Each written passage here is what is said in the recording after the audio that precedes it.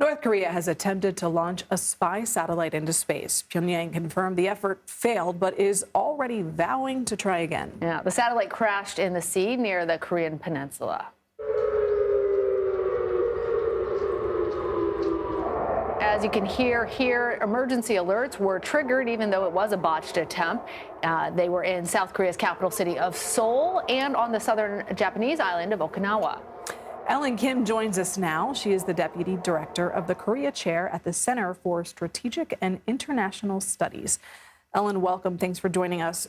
North Korea attempted to launch its first spy satellite into space and is saying it plans to try again, as we were just mentioning. How much of a provocation would this be if successful?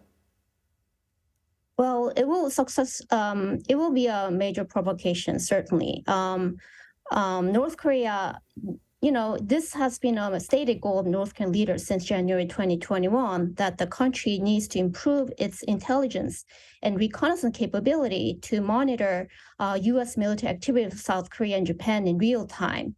So North Korea has been continuously preparing for this launch and announced it last December that it will complete the preparation by April this year.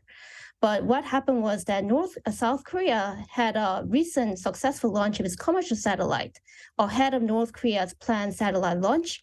That probably added pressure and urgency by North Korea to rush the launch, and even though the country didn't have a full technical preparation ready, which led to the failure of the test yesterday.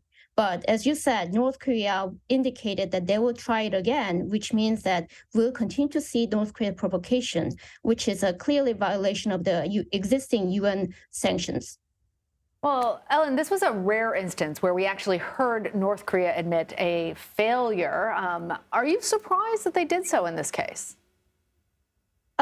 Yes, in some part, but not so much, because it shows that North Korea is trying to justify its actions in a way that, they have been claiming that this is for their peaceful development of the space program for so many years. And now that they've been actually notified the Japan and International Maritime Organization ahead of time that they're going to do it, which is all shows that North Korea trying to justify that what it's doing is justified for its sovereign rights of its national defense. So I think that North Korea is clearly following its own playbook to defend what it's doing. Ellen, the launch caused panic in both South Korea and Japan, as North Korea has been testing ballistic missiles in recent months. Is there anything the international community could do to prevent more launches? Unfortunately, the problem is that North Korea will continue to do it and over until they put the satellite into an orbit. And the problem is that there's nothing we can actually stop the North Korea from doing that. The UN Security Council is currently divided, so that there's a very difficult, it's very difficult for the international community to come up with a unanimous measure to stop North Korea from doing it.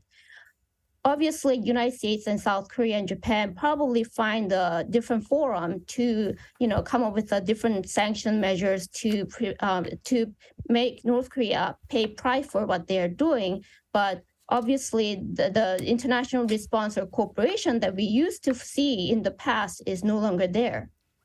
All right, Ellen Kim, thank you.